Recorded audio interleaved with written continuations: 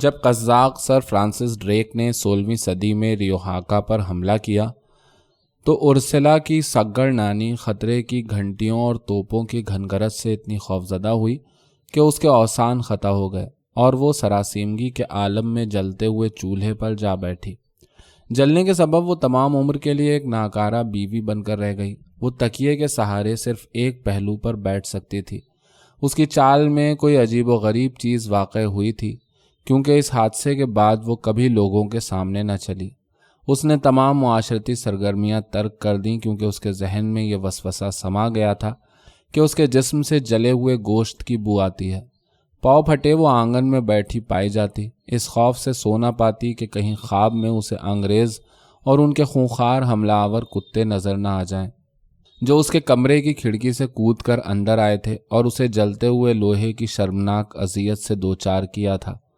اس کا شوہر، ایک آرا گنیز تاجر جس سے اس کے 2 بچے تھے، اپنی دکان کی نصف مالیت اس کی دوائیوں اور دلجوئیوں میں لگا بیٹھا تھا، اس کوشش میں کہ اس کی دہشت کسی صورت جاتی رہے۔ آخرکار اس نے اپنا کاروبار بیچ کر سمندر سے دور پہاڑیوں کے دامن میں مقامی انڈین لوگوں کی ایک پرسکون بستی میں اپنی بیوی کے لیے ایک ایسا گھر بنایا جس کی خوابگاہ میں کوئی کھڑکی نہ تھی، تاکہ اس کے خوابوں کے قزاقوں کو اندر داخل ہونے کا کوئی راستہ نہ ملے۔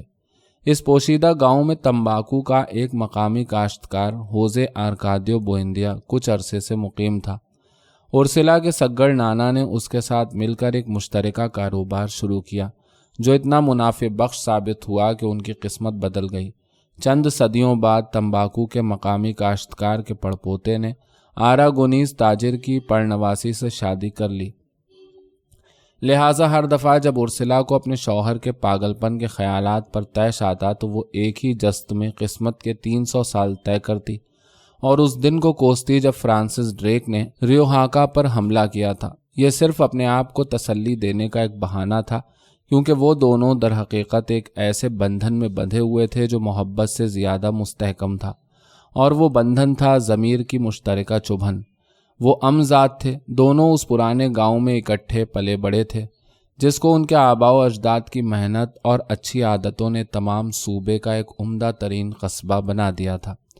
گو کہ ان دونوں کی شادی کی پیش گوئی ان کے دنیا میں آتے ہی کر دی گئی تھی۔ جب انہوں نے آپس میں شادی کرنے کی خواہش کا خود اظہار کیا تو ان کے رشتہ داروں نے ان کو روکنے کی کوشش کی۔ انہیں خوف تھا کہ 2 صحت مند جوانوں کو جو 2 نسلوں کے صدیوں تک اختلاط سے پیدا ہوئے تھے، اگوانا جننے کی ذلت سے دوچار نہ ہونا پڑے۔ ان کے سامنے اس سے پہلے کی ایک ہولناک مثال موجود تھی۔ ارسلا کی ایک خالہ کا، جس کی ہوزے آرکادیو بوئندیا کے چچا سے شادی ہوئی تھی، ایک ایسا بیٹا تھا جو زندگی بھر ڈھیلی ڈھالی پتلونیں پہنتا رہا اور جو 42 برس کنوارا رہنے کے بعد زیادہ مقدار میں خون بہہ جانے کے سبب جاں بحق ہوا، کیونکہ اس کی بوتل کا کارک نکالنے والے اوزار کی مانند ایک کرکری ہڈی دار دم تھی، جس کے سرے پر بالوں کا گچھا تھا، سور کی دم، جسے دیکھنے کی کسی عورت کو اجازت نہ تھی اور جس کی وجہ سے اس کو اپنی جان سے ہاتھ دھونے پڑے۔ جب اس کے ایک قصاب دوست نے بغدے سے وہ دم اڑا دی، 19 سالہ ہوزے آرکادیو بوئندیا نے اس مسئلے کو جوانی کے جوش میں صرف ایک جملے سے حل کر ڈالا تھا: مجھے پرواہ نہیں اگر میرے ہاں سور پیدا ہوں، بشرطے کہ وہ بول سکتے ہوں۔ لہٰذا ان کی دھوم دھام سے آتش بازی اور بینڈ باجے کے ساتھ شادی ہو گئی۔ وہ اس کے بعد ہنسی خوشی زندگی گزار سکتے تھے اگر ارسلا کی ماں نے ان کی اولاد کے بارے میں منحوس پیش گوئیاں کر کے انہیں ڈرا نہ دیا ہوتا۔ یہاں تک کہ اس نے ارسلا کو مشورہ دیا کہ شادی کے باوجود مباشرت سے احتراز کرے، اس خوف سے کہ اس کا تنومند اور پرعزم شوہر کہیں سوتے میں اس کے ساتھ زبردستی اختلاط نہ کر بیٹھے۔ وہ بستر میں لیٹنے سے پہلے ایک بھدا سا زیر جامہ پہن لیتی جو اس کی ماں نے مضبوط بادبانی کپڑے کا سیا تھا، جس پر چمڑے کی پٹیاں چڑھی ہوئی تھیں اور جو سامنے سے لوہے کے بکسوے سے کھلتا تھا۔ اس طرح انہوں نے چند ماہ گزارے۔ دن کے وقت ہوزے آرکادیو بوئندیا اپنے لڑاکا مرغوں کی دیکھ بھال کرتا اور ارسلا ماں کے ساتھ بیٹھی کشیدہ کاری کیا کرتی۔ رات وہ گھنٹوں ایک دکھ بھری دھینگا مشتی میں گزارتے جو اختلاط کا بدل معلوم ہوتی، یہاں تک کہ لوگوں کو کوئی غیر معمولی بات محسوس ہونے لگی اور افواہ اڑ گئی کہ ارسلا شادی کا 1 साल पूरा हो जाने पर भी कुंवारी की कुंवारी है, क्योंकि उसका शौहर नामर्द है। होजे आर्कादियो बुएंदिया को सबसे आखिर में इस बात का इल्म हुआ। देखो लोग किस किस्म की बातें करते फिर रहे हैं उर्सिला, उसने अपनी बीवी से पुरसुकून लहजे में कहा। उन्हें बकने दो, उर्सिला ने जवाब दिया। हमें मालूम है कि ये सच नहीं है। सो ये सूरत हाल 6 माह मजीद उस दर्दनाक इतवार तक बरकरार रही जब होजे आर्कादियो बुएंदिया ने प्रोदांसियो अग्विलार से मुर्गों की लड़ाई जीती। प्रोदांसियो अग्विलार खून में लिथड़े अपने मुर्ग को देखकर तैश में आ गया और होजे आर्कादियो बुएंदिया से दूर हटकर, ताकि पाली के गिर्द मौजूद लोग सुन लें कि वो क्या कह रहा है, चीख कर बोला, मुबारक हो, शायद तुम्हारा मुर्ग तुम्हारी बीवी का भी कुछ भला कर सके। होजे आर्कादियो बुएंदिया ने तहम्मुल के साथ अपने मुर्ग को उठाया। मैं अभी वापस आता हूँ, उसने मजमे से कहा, और फिर प्रोदांसियो अग्विलार से मुखातिब हुआ। तुम घर जाओ और एक हथियार ले आओ, क्योंकि मैं तुम्हें कत्ल करने जा रहा हूँ। 10 मिनट बाद वो हाथ में अपने दादा का दंदानेदार भाला लिए लौटा। मैदान में जहां आधे से ज्यादा गांव जमा हो चुका था, प्रोदांसियो अग्विलार उसका मुंतजिर था। उसे अपना दिफा करने का मौका न मिला। होजे आर्कादियो बुएंदिया ने बैल किसी ताकत से उस सही निशाने के साथ जिससे ओरिलियानो बुएंदिया अव्वल ने इलाके के चीतों का खात्मा किया था, भाले से उसका गला चीर डाला। उस रात जो गांव के लोगों ने मैदान में पड़ी लाश के साथ जाग कर गुजारी, होजे आर्कादियो बुएंदिया अपनी ख्वाबगाह में गया, जहां उसकी बीवी अपनी इस्मत की हिफाजत के लिए ज़ेरे जामा चढ़ा रही थी। भाले की नोक उसकी जानिब करके होजे आर्कादियो बुएंदिया ने हुक्म दिया, उतारो इसे। उर्सिला को अपने शौहर के फैसले के बारे में कोई शुबा न था। जो कुछ होगा उसके तुम ही जिम्मेदार होगे, वो आहिस्ता से बड़बड़ाई। होजे आर्कादियो बुएंदिया ने भाला कच्ची ज़मीन में गाड़ दिया। अगर तुमने इगवानों को जन्म दिया तो हम इगवाने पालेंगे, वो बोला, लेकिन इस गांव में तुम्हारी वजह से मजीद कोई कत्ल नहीं होगा। वो जून की एक खुशगवार रात थी, खुनुक और चांदनी में डूबी हुई, और वो सुबह तक बिस्तर में पड़े खरमस्तियाँ करते रहे।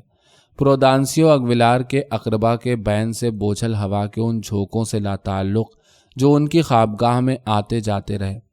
इस मामले को इज्जत की खातिर डुएल कहकर दबा दिया गया, लेकिन होजे आर्कादियो बुएंदिया और उर्सिला दोनों के ज़मीर में फांस लग चुकी थी। एक रात नींद ना आने पर उर्सिला बिस्तर से उठकर आंगन में रखे मटके से पानी लेने गई तो उसने प्रोदांसियो अग्विलार को मटके के करीब खड़ा देखा। वो नीला हो रहा था, उसके चेहरे पर उदासी थी और वो अपनी गर्दन के सुराख को एस्पार्तो घास से भरने की कोशिश कर रहा था। उसे देखकर उर्सिला को बजाय खौफ के उस पर रहम आया। वो उल्टे पांव कमरे में वापस गई और अपने शौहर को बताया कि उसने क्या देखा है, लेकिन होजे आर्कादियो बुएंदिया ने कोई ख़ास तवज्जो न दी। इसका मतलब सिर्फ यह है कि हमारे ज़मीर का बोझ हमें परेशान कर रहा है।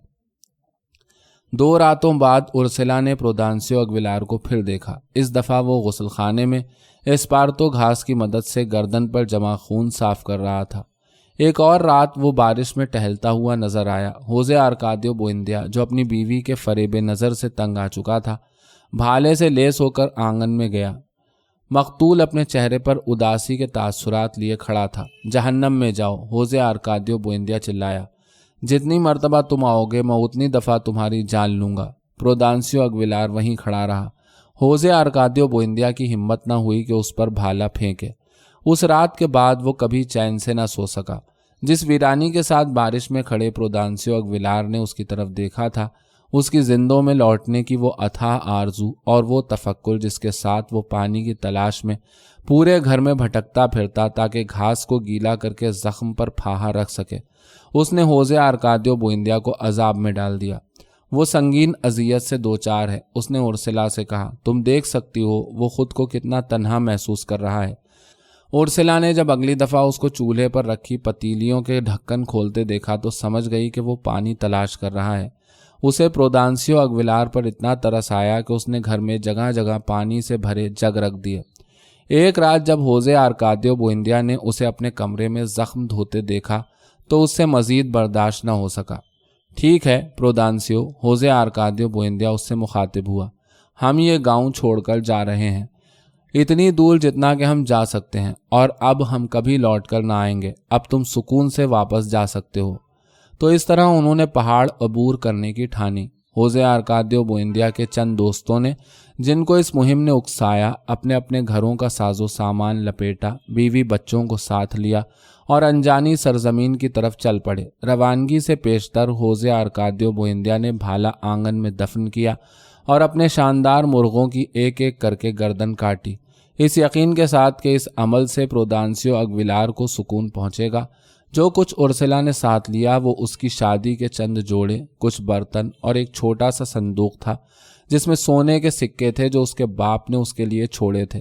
انہوں نے سفر کا کوئی قطعی منصوبہ نہیں بنایا، صرف اتنا کیا کہ ریوہاکا کی مخالف سمت پکڑنے کی کوشش کی تاکہ انہیں راستے میں کوئی شناسا نظر نہ آئے اور وہ اپنا کوئی نام و نشان نہ چھوڑیں۔ وہ ایک مضحکہ خیز سفر تھا۔ 14 ماہ بعد ارسلا نے، جس کا پیٹ بندر اور سانپ کا گوشت کھا کھا کر بگڑ چکا تھا، ایک لڑکے کو جنم دیا جس کے تمام خد و خال انسانوں جیسے تھے۔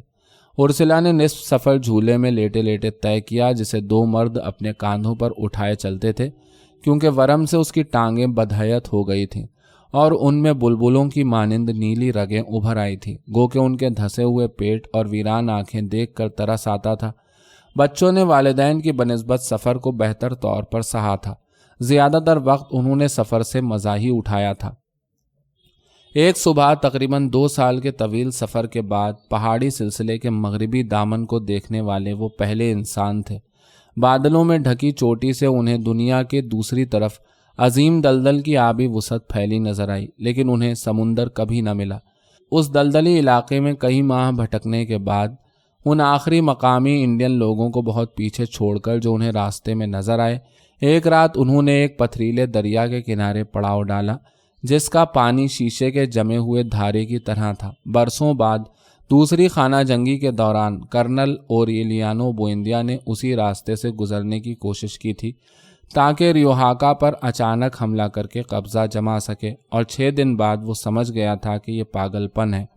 بہرحال اس رات جب انہوں نے دریا کے کنارے خیمے گاڑے، اس کے باپ کے ساتھیوں کے چہروں پر ایسے تاثرات تھے گویا ان کا جہاز تباہ ہو چکا ہو اور اب واپسی کی کوئی راہ نہ ہو، لیکن ان کی تعداد میں سفر کے آغاز سے اب تک اضافہ ہو چکا تھا اور وہ طویل عمر پا کر مرنے کے لیے تیار تھے۔ اس رات ہوزے آرکادیو بوئندیا نے خواب میں دیکھا کہ اس جگہ ایک آباد اور پرصدا شہر کھڑا ہے جس کے گھروں کی دیواریں آئینے کی ہیں۔ اس نے لوگوں سے پوچھا یہ کون سا شہر ہے، اور انہوں نے جواب میں ایک ایسا نام لیا جو اس نے پہلے کبھی نہ سنا تھا، جس کے کوئی معنی نہ تھے، لیکن اس نام نے ہوزے آرکادیو بوئندیا کے خواب میں ایک ماورائے طبیعی بازگشت پیدا کر دی، ماکوندو۔ دوسرے دن اس نے اپنے ساتھیوں کو قائل کر لیا کہ وہ سمندر کبھی نہ تلاش کر پائیں گے، اور ان سے دریا کے کنارے سب سے ٹھنڈے مقام پر زمین کو درختوں سے صاف کرنے کو کہا، اور وہاں انہوں نے گاؤں کی بنیاد ڈالی۔ ہوزے آرکادیو بوئندیا کو خواب میں آئینے کی دیواروں والے گھروں کا مطلب اس وقت تک سمجھ میں نہ آیا جب تک اس نے زندگی میں برف نہ دیکھی۔ برف دیکھ کر اس نے سوچا کہ وہ خواب کے عمیق معنی کو پا گیا ہے۔ اس نے سوچا کہ مستقبل قریب میں وہ پانی جیسی معمولی چیز سے برف کی سلیں بنا سکیں گے اور پھر گاؤں میں ان سلوں سے نئے گھر تعمیر کریں گے۔ پھر ماکوندو جھلستی ہوئی جگہ نہ رہے گا جہاں دروازوں کے قبضے اور کنڈیاں تپش سے بل کھا جاتی تھی، بلکہ ایک سرد پرفضا مقام میں بدل جائے گا۔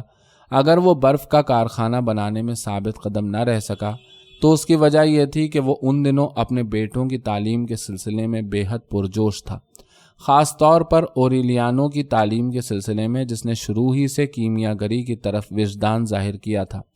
تجربہ گاہ پر جمی گرد صاف کی گئی، ملکیادیس کی دستاویزات کو سنجیدگی کے ساتھ اس کے انوکھے پن کی تعریف و توصیف کیے بغیر از سر نو پڑھا گیا، اور کئی پرتحمل اور طویل نشستوں میں انہوں نے ارسلا کے سونے کو اس ملغوبے سے علیحدہ کرنے کی کوشش کی جو کڑھائی کے پیندے سے چپک گیا تھا۔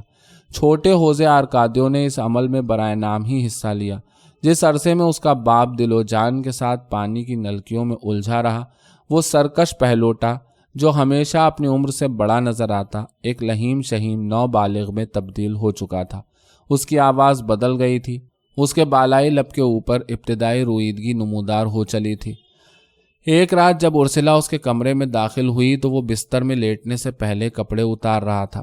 ارسلا کو شرم اور رحم کا ملا جلا احساس ہوا۔ شوہر کے بعد وہ پہلا مرد تھا جس کو اس نے عریاں دیکھا وہ زندگی کے لیے اتنے بھرپور طریقے سے لیس تھا کہ غیر معمولی نظر آتا تھا۔ ارسلا کو جو تیسری دفعہ حمل سے تھی، شادی کے ابتدائی دنوں کی دہشت یاد آ گئی۔ ان دنوں ایک چنچل، منہ پھٹ اور اشتعال انگیز عورت گھر کے کام کاج میں ہاتھ بٹانے کے لیے آئی۔ وہ تاش کے پتے دیکھ کر مستقبل بتانا جانتی تھی۔ ارسلا نے اپنے بیٹے کے بارے میں اس سے بات کی۔ اس کا خیال تھا کہ اس کے بیٹے کا عضو غیر معمولی طور پر بڑا ہے اور اتنا ہی غیر فطری جتنا کہ اس کے ذات کی دم تھی۔ عورت نے ایک انبساط پذیر قہقہا لگایا جو پورے گھر میں ٹوٹتے ہوئے شیشے کے چھناکے کی طرح گونجتا رہا۔ تمہارے اندیشے کے برعکس وہ بے حد خوش قسمت ثابت ہوگا۔ اپنی پیشگوئی کو ثابت کرنے کے لیے وہ تاش کے پتے ان کے گھر لے کر آئی اور ہوزے آرکادیو کے ساتھ باورچی خانے سے پرے گودام میں بند ہو گئی۔ اس نے خاموشی سے تاش کے پتے ایک پرانے بڑھئی کے تختے پر رکھے اور جو کچھ اس کے دماغ میں آیا منہ میں بڑبڑانا شروع کر دیا۔ لڑکا اس کے قریب منتظر کھڑا رہا۔ وہ تجسس کے بجائے اکتاہٹ محسوس کر رہا تھا۔ اچانک عورت نے ہاتھ بڑھا کر اس کو چھو لیا۔ او خدایا! وہ صرف اتنا ہی کہہ سکی۔ وہ حقیقتاً تعجب میں آ گئی تھی۔ ہوزے آرکادیو کو اپنی ہڈیوں میں جھاگ سا بھرتا محسوس ہوا۔ ایک مزمحل خوف اور رونے کی شدید خواہش نے اسے آ لیا۔ عورت نے کوئی اشارہ نہ کیا تھا لیکن ہوزے آرکادیو تمام رات اس کے لیے بے چین رہا۔ اس کی بغلوں سے اٹھنے والی دھوئیں کی بو ہوزے آرکادیو کی کھال میں سرایت کر گئی تھی۔ وہ چاہتا تھا تمام وقت اس عورت کے ساتھ رہے۔ وہ چاہتا تھا کہ وہ اس کی ماں ہوتی اور وہ دونوں گودام سے کبھی نہ نکلتے، اور وہ کہتی اوہ خدایا! ایک دن ہوزے آرکادیو سے برداشت نہ ہو سکا اور وہ اس کو تلاش کرتا ہوا اس کے گھر تک جا پہنچا۔ وہ جھجکتا ہوا اندر داخل ہوا اور بیٹھک میں بے خود سا منہ سے ایک لفظ نکالے بغیر بیٹھا رہا۔ اس لمحے ہوزے آرکادیو کو اس عورت کی کوئی طلب نہ تھی۔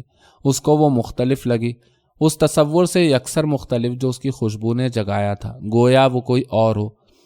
اس نے کافی پی اور پژمردگی کے عالم میں باہر نکل آیا۔ اس رات نیند نہ آنے کے مہیب لمحے میں ہوزے آرکادیو نے ایک وحشیانہ اضطراب کے ساتھ اس کی آرزو کی، لیکن اس دفعہ اسے اس عورت کی طلب نہ ہوئی جیسے وہ اس دن گودام میں تھی، بلکہ اس عورت کی جیسا اسے ہوزے آرکادیو نے اس سہ پہر پایا تھا۔ کئی دنوں بعد اس نے اچانک ہوزے آرکادیو کو اپنے گھر بلوایا جہاں وہ اپنی ماں کے ساتھ تنہا تھی، اور اسے تاش کے پتے دکھانے کے بہانے اپنے کمرے میں لے گئی، اور پھر اس نے ہوزے آرکادیو کو اتنی آزادی سے چھوا کہ اسے ابتدائی جھلجھری کے بعد مغالطہ ہونے لگا اور اس نے لذت سے زیادہ خوف محسوس کیا۔ عورت نے اسے رات کے وقت آنے کی دعوت دی۔ ہوزے آرکادیو نے حامی بھر لی تاکہ وہاں سے نکل سکے، گو کہ وہ جانتا تھا کہ وہ جانے کے قابل نہیں ہے، لیکن اس رات ہوزے آرکادیو نے جان لیا کہ اسے اس عورت کے پاس بہر صورت جانا ہے، اگر وہ اس قابل نہ ہو تب بھی۔ اس نے اندھیرے میں ٹٹول کر کپڑے پہنے اور اپنے بھائی کی پرسکون سانسوں کی آواز، دوسرے کمرے میں اپنے باپ کی اٹھنے والی خشک کھانسی، آنگن میں مرغیوں کا دمہ، مچھروں کی بھنبھناہٹ، تیزی سے دھڑکتے ہوئے دل کی دھڑکن اور دنیا کی بے ترتیب ہلچل جو اس نے پہلے کبھی محسوس نہیں کی تھی، سنتے ہوئے وہ خوابیدہ گلی میں نکل گیا۔ دل ہی دل میں اس نے تمنا کی کہ دروازے کے نہ صرف پٹ بند ہوں بلکہ اس میں اندر سے چٹخنی بھی چڑھی ہوئی ہو، لیکن دروازہ کھلا تھا۔ اس نے انگلیوں کے سروں سے جیسے ہی دھکیلا، پٹ کھل گیا، ایک درد بھری لیکن واضح سسکی کے ساتھ جس کی گونج اس کی روح میں منجمد ہو کے رہ گئی۔ جس لمحے وہ دیوار کے ساتھ ساتھ سرکتا ہوا اندر داخل ہوا، اسے وہی خوشبو آئی۔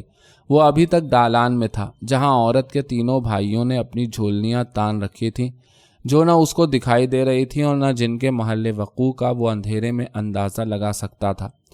وہ ٹٹولتا ہوا دالان سے گزر کر عورت کے کمرے کا دروازہ کھولنے کے لیے بڑھا تاکہ اسے اندازہ ہو سکے کہ وہ کہاں کھڑا ہے۔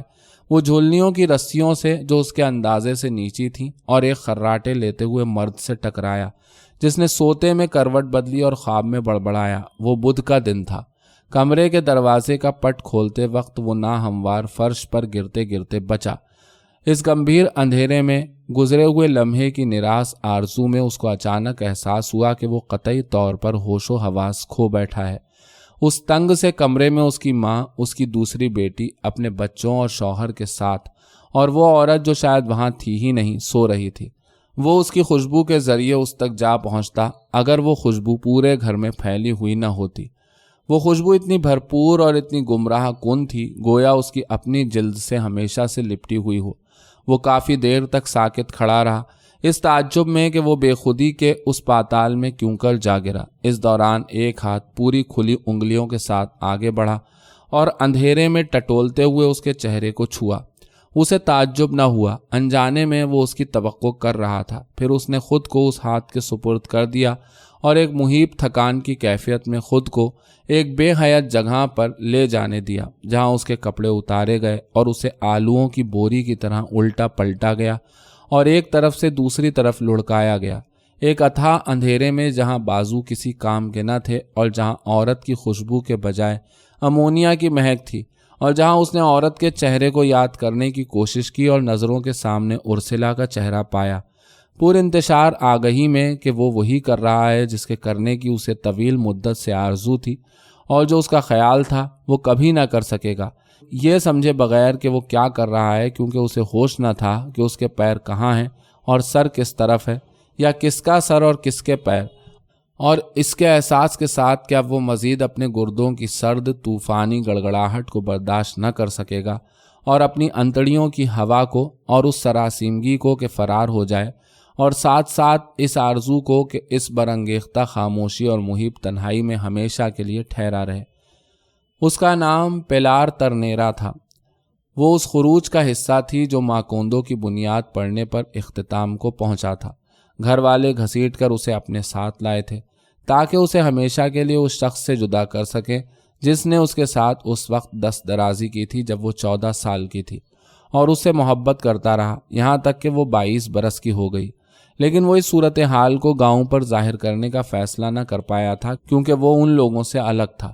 اس نے دنیا کے آخری کونے تک پیلار ترنیرا کا پیچھا کرنے کا وعدہ کیا تھا، لیکن اپنے معاملات کو سلجھانے کے بعد، اور وہ اس کے انتظار سے تھک چکی تھی، وہ ان تمام لمبے یا پستہ قد، گورے یا کالے مردوں پر اس کا گمان کرتی رہی جو اس کے تاش کے پتوں کے خوش آئند وعدوں کے مطابق سمندر یا خشکی کے راستے 3 دن 3 ماہ یا 3 سال کے اندر اندر آنے والے تھے۔ انتظار میں وہ اپنی رانوں کی مضبوطی، اپنے سینوں کی اٹھان اور اپنی نرم خوئی کھو بیٹھی تھی۔ اس نے صرف اپنے دل کا پاگل پن برقرار رکھا تھا۔ اس انوکھے کھلونے نے ہوزے آرکادیو کو پاگل کر دیا۔ وہ ہر رات اس کے کمرے کی بھول بھلائیوں سے گزر کر اس تک پہنچتا۔ ایک رات اس نے دروازہ بند پایا اور کئی دفعہ دستک دی، یہ سوچ کر کہ جب وہ پہلی دفعہ دروازہ کھٹکھٹانے کی ہمت کر چکا ہے تو اسے آخری لمحے تک دستک دینی ہوگی، یہاں تک کہ ایک ختم نہ ہونے والے انتظار کے بعد پیلار ترنیرا نے اٹھ کر دروازہ کھول دیا۔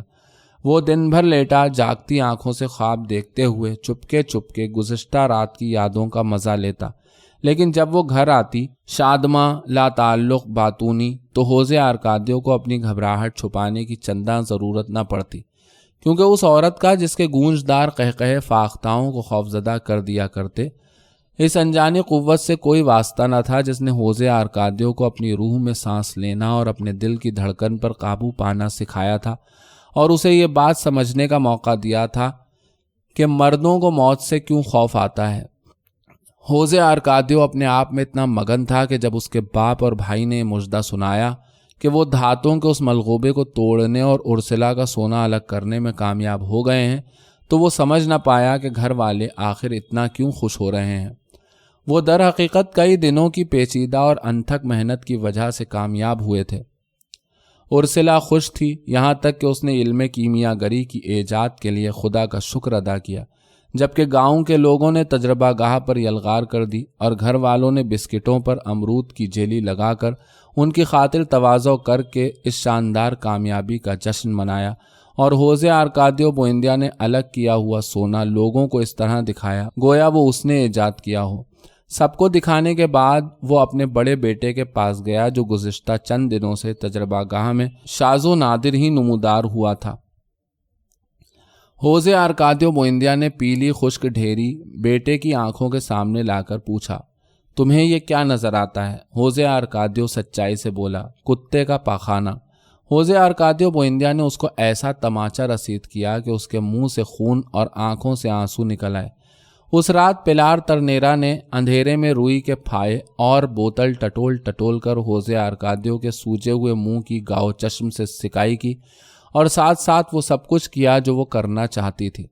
اس بات کا خیال رکھتے ہوئے کہ اس کو کوئی تکلیف نہ پہنچے، وہ دونوں آپس میں قربت کی اس کیفیت کو پہنچ گئے کہ انہیں پتہ ہی نہ چلا کہ کب انہوں نے آپس میں سرگوشیاں کرنا شروع کی۔ میں تمہارے ساتھ تنہا ہونا چاہتا ہوں، اس نے کہا۔ میں آج کل میں سب کو بتانے جا رہا ہوں اور پھر ہم چوری چھپے رات کے اندھیرے میں ملنا بند کر دیں گے۔ پیلار ترنیرا نے اس کو تسلی دینے کی کوشش نہ کی۔ یہ بہت اچھا ہوگا، وہ بولی۔ اگر ہم تنہا رہیں تو میں لیمپ روشن رکھا کروں گی تاکہ ہم دونوں ایک دوسرے کو دیکھ سکیں، اور میں دل کھول کر شور مچا سکوں گی اور کوئی ٹوکنے والا نہ ہوگا، اور تم میرے کانوں میں جو بھی بکواس کرنا چاہو کر سکو گے۔ اس گفتگو نے، اس چپتی ہوئی عداوت نے جو اس کو اپنے باپ سے پیدا ہو گئی تھی، اور ایک غیر تابع محبت کے امکان نے ہوزے آرکادیو کے اندر ایک بردبار جرأت پیدا کر دی تھی۔ بے ساختگی میں، بغیر کسی تیاری کے، ہوزے آرکادیو نے اپنے بھائی کو سب کچھ بتا دیا۔ شروع میں چھوٹا اوریلیانو صرف خطرے کو سمجھ سکا، خطرے کے بے پناہ امکان کو جو اس کے بھائی کے کارنامے سے نتھی تھا، اور وہ اس شے کے طلسم کو سمجھ نہ پایا۔ رفتہ رفتہ فکر نے اسے آ جکڑا۔ خطروں کی تفصیلات کے بارے میں سوچ کر، اپنے بھائی کی اذیتوں اور لذتوں کا گمان کر کے، اس کو بیک وقت خوف اور مسرت ہوئی۔ وہ اس کے انتظار میں صبح تک آنکھیں کھولے بستر میں پڑا رہتا، اس تنہا بستر میں جس کے نیچے لگتا تھا کوئلے دہک رہے ہیں، اور پھر وہ لیٹے باتیں کیا کرتے یہاں تک کہ بستر سے اٹھنے کا وقت آ جاتا۔ لہٰذا جلد ہی دونوں لڑکے دن میں غنودگی کا شکار رہنے لگے۔ ان کو کیمیا گری اور باپ کی علم و دانش سے کوئی دلچسپی نہ رہی، اور دونوں نے تنہائی میں پناہ ڈھونڈی۔ یہ بچے پاگل ہو گئے ہیں، ارسلا نے کہا۔ یقیناً ان کے پیٹ میں کیڑے ہیں۔ اس نے ایک بد ذائقہ، کڑوا، کسیلا مشروب، پیٹ کے کیڑے نکالنے والی جڑی بوٹی کو کچل کر بنایا، جسے ان دونوں نے غیر متوقع آمادگی کے ساتھ پی لیا، اور وہ دونوں ایک ساتھ دن میں 11 دفعہ پاخانے گئے اور سرخ رنگ کے کچھ کیڑے خارج کیے جو انہوں نے مسرت کے ساتھ سب کو دکھائے، تاکہ اس طرح وہ ارسلا کو اپنی لا تعلقی اور غنودگی کی اصل وجہ کی جانب سے فریب میں مبتلا رکھ سکیں۔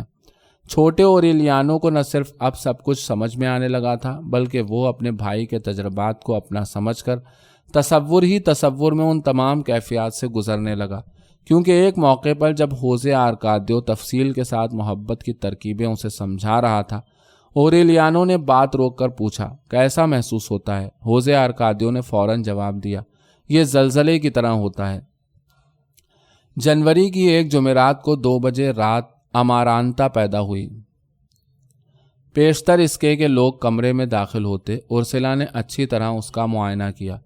وہ ہلکی پھلکی ریگے ماہی کی طرح تھی، لیکن اس کے تمام اعضاء انسانی تھے۔ اوریلیانو اس نئی چیز کی طرف اس وقت تک متوجہ نہ ہوا جب تک گھر لوگوں سے بھر نہ گیا۔ افراتفری کے پردے میں وہ اپنے بھائی کی تلاش میں نکل کھڑا ہوا جو 11 بجے رات سے غائب تھا۔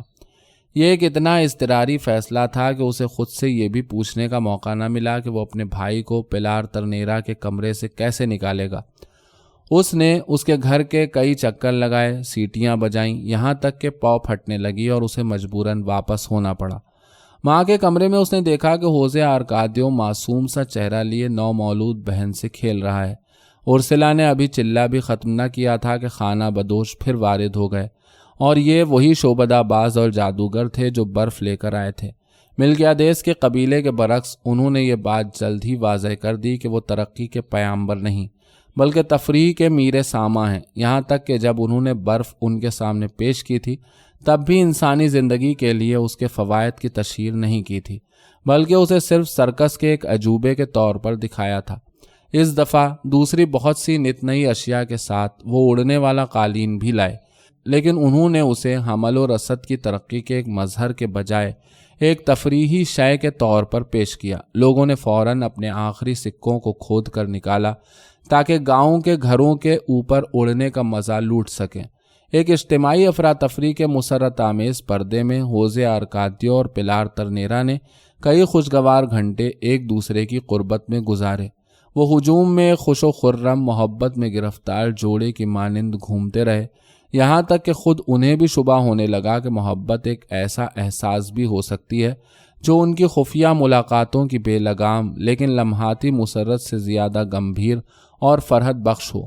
پیلار ترنیرا نے البتہ اس طلسم کو توڑ دیا۔ ہوزے آرکادیو کے جوش و خروش سے جو اس کی قربت سے پیدا ہوا تھا، متاثر ہو کر پیلار ترنیرا نے موقع اور دستور کو خلط ملط کر کے اچانک ہوزے آرکادیو کے سر پر آسمان ڈھا دیا۔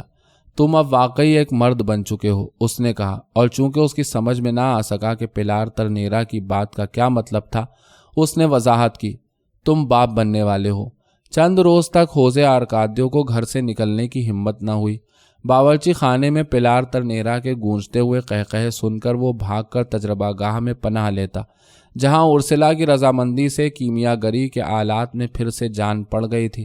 ہوزے آرکادیو بوئندیا نے اپنے گمراہ بیٹے کو مسرت کے ساتھ تجربہ گاہ میں خوش آمدید کہا اور اسے پارس پتھر کی تلاش سے روشناس کرایا جو اس نے آخرکار شروع کر دی تھی۔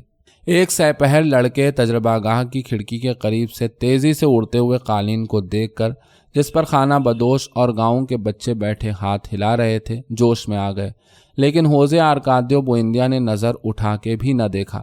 انہیں خواب دیکھنے دو، اس نے کہا، ہم ان سے بہتر طریقے پر پرواز کریں گے، ایک گھٹیا سی بستر کی چادر سے کہیں بہتر سائنسی وسائل کے ساتھ۔ گو کہ اس نے دلچسپی کا ڈھونگ رچایا، ہوزے آرکادیو پارس پتھر کی قوتوں کو سمجھ نہ پایا جو اسے ایک بے ہنگم بوتل کی مانند نظر آتا تھا۔ وہ اپنی فکروں سے آزاد ہونے میں کامیاب نہ ہو سکا تھا، اس کی بھوک اڑ چکی تھی اور آنکھوں سے نیند غائب تھی۔ وہ بد مزاجی کا شکار ہو گیا، بالکل اسی طرح جس طرح اس کا باپ اپنے تجربات کی ناکامی پر ہو جایا کرتا تھا، اور اس کی بے چینی اتنی بڑھ گئی کہ ہوزے آرکادیو بوئندیا نے اس کو تجربہ گاہ کی ذمہ داریوں سے سبکدوش کر دیا، یہ سوچ کر کہ غالباً وہ کیمیا گری کو دل پر لے گیا ہے۔ اوریلیانو البتہ سمجھ چکا تھا کہ اس کے بھائی کی پریشانی کا سبب پارس پتھر کی تلاش نہیں، لیکن وہ اس کا اعتماد حاصل نہ کر سکا۔ ہوزے آرکادیو اپنی پرانی بے ساختگی کھو بیٹھا تھا۔ وہ ایک رازدار اور بے تکلف شخص سے اپنی ذات میں سمٹے ہوئے بداندیش انسان میں بدل گیا تھا۔ دنیا سے تلخ کینہ لیے تنہائی کی تلاش میں ایک رات وہ حسب معمول گھر سے نکلا، لیکن پیلار ترنیرا کے گھر نہ گیا بلکہ میلے کی گہما گہمی میں جا کر گم ہو گیا۔ سب تماشوں کو بغیر کسی دلچسپی کے دیکھنے کے بعد اس کو ایک ایسی شے نظر آئی جو اس میلے کا حصہ نہ لگتی تھی۔ وہ ایک بے حد نوخیز خانہ بدوش لڑکی تھی، تقریباً ایک بچی جو منکوں موتیوں کے بوجھ تلے جھکی جاتی تھی، اور اس سے زیادہ حسین لڑکی ہوزے آرکادیو نے آج تک نہ دیکھی تھی۔ وہ اس مجمع میں کھڑی تھی جو والدین کی نافرمانی کرنے کے سبب ایک شخص کے سانپ کے قالب میں ڈھل جانے کا مغموم تماشا دیکھ رہا تھا۔ ہوزے آرکادیو نے تماشے پر کوئی توجہ نہ دی۔ جب سانپ نما آدمی سے تکلیف دہ پوچھ گچھ ہو رہی تھی، وہ مجمع کو چیرتا پہلی قطار تک جا پہنچا جہاں وہ لڑکی کھڑی تھی، اور اس کے پیچھے جا کر رک گیا۔ اس نے لڑکی کی پشت پر دباؤ ڈالا۔ لڑکی نے ہٹنے کی کوشش کی، لیکن وہ زیادہ قوت کے ساتھ اس کی پشت سے لگ کر کھڑا ہو گیا۔ تب لڑکی نے اسے محسوس کیا۔ وہ ساکت کھڑی رہی، تعجب اور خوف سے لرزاں، اس کو اس لمس کا یقین نہیں آ رہا تھا، اور آخر اس نے ایک لرزتی مسکراہٹ کے ساتھ پیچھے مڑ کر ہوزے آرکادیو کو دیکھا۔ اس لمحے دو خانہ بدوشوں نے سانپ نما آدمی کو پنجرے میں ڈالا اور خیمے کے اندر لے گئے۔ ایک خانہ بدوش نے جو تماشا پیش کر رہا تھا اعلان کیا، اور اب خواتین و حضرات، ہم آپ کے سامنے اس عورت کی خوفناک آزمائش کا تماشا پیش کرتے ہیں جس کا سر 150 سال سے قلم کیا جا رہا ہے۔ یہ سزا اسے اس بات کی مل رہی ہے کہ اس نے وہ دیکھ لیا جو اسے نہیں دیکھنا چاہیے تھا۔ ہوزے آرکادیو اور خانہ بدوش لڑکی نے عورت کا سر قلم ہوتے ہوئے نہیں دیکھا۔ وہ مجمع سے نکل کر لڑکی کے خیمے میں چلے گئے، جہاں انہوں نے کپڑے اتارتے ہوئے ایک بے خوف اشتیاق کی کیفیت میں ایک دوسرے کو بوسے دیے۔ خانہ بدوش لڑکی نے کلفدار لیس کی قمیض اور انگیا اتاری۔ اب اس کے جسم پر کچھ نہ تھا۔ اپنے ابتدائی پستانوں اور پتلی پتلی ٹانگوں کے ساتھ، جو ہوزے آرکادیو کے بازوؤں سے بھی پتلی تھیں، وہ ایک چھوٹے سے کمزور مینڈک کی مانند لگ رہی تھی، لیکن اس کی قوت فیصلہ اور حرارت نے اس کی کمزوری چھپا لی تھی۔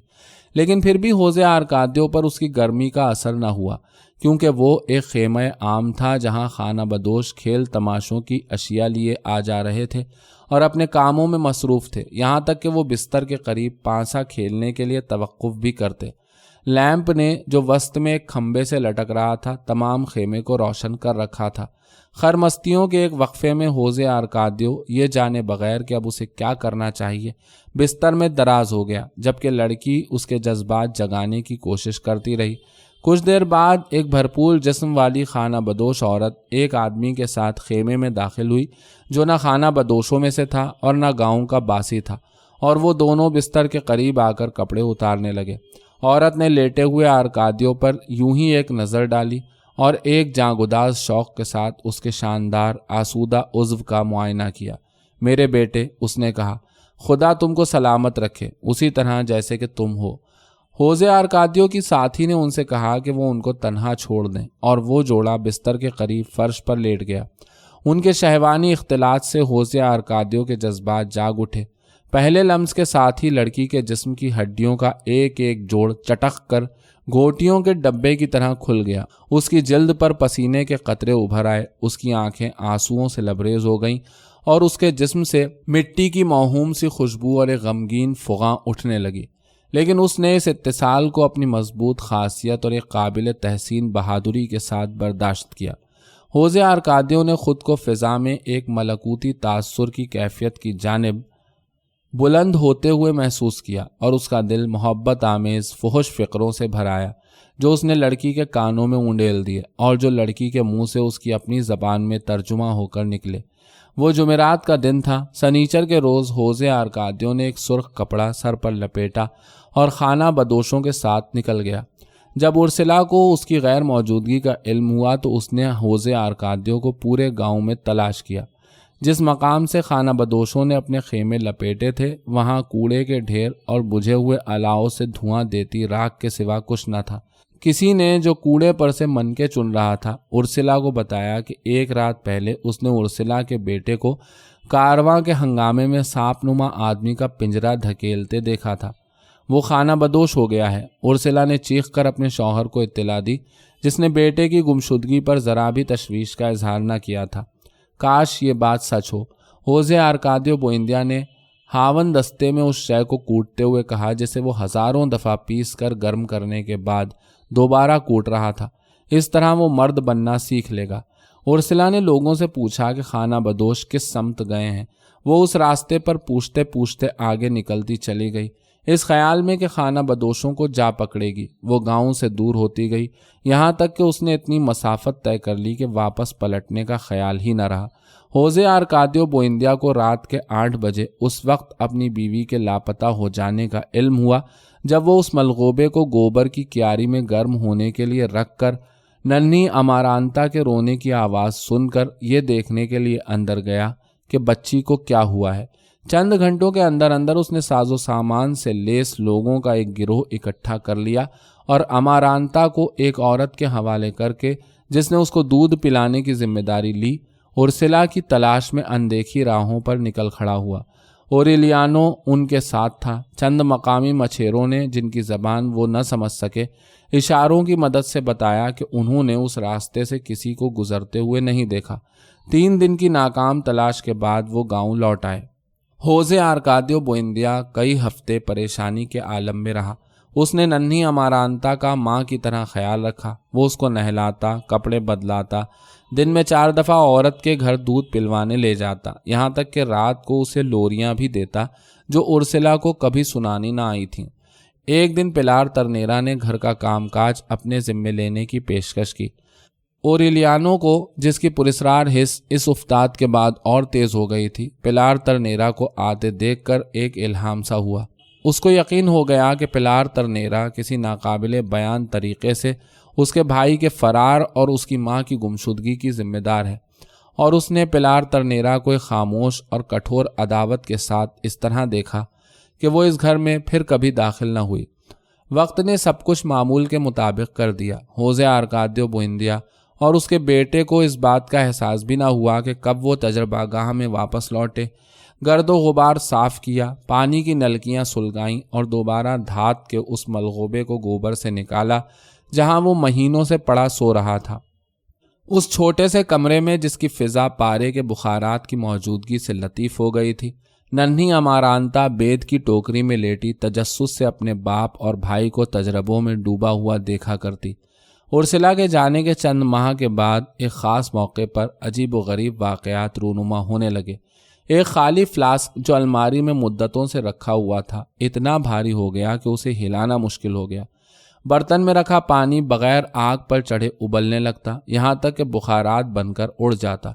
ہوزے آرکادیو بوئندیا اور اس کے بیٹے نے یہ عجیب و غریب کرشمے حیرانی اور اضطراب کے ساتھ دیکھے۔ ایک دن امارانتا کی ٹوکری نے خود بخود ہلنا شروع کر دیا اور کمرے میں گردش کرنے لگی، اور اوریلیانو نے پریشانی کے عالم میں اسے روکنے کی کوشش کی، لیکن اس کا باپ اس واقعے سے خائف نہ ہوا۔ اس نے ٹوکری کو اس کی جگہ پر رکھ کر میز کے پائے سے باندھ دیا، اس یقین کے ساتھ کہ جس واقعے کا اسے مدتوں سے انتظار تھا وہ رونما ہونے والا ہے۔ یہی وہ موقع تھا جب اوریلیانو نے اپنے باپ کو کہتے سنا، اگر تمہیں خدا کا خوف نہیں تو دھاتوں کے ذریعے اس سے ڈرو۔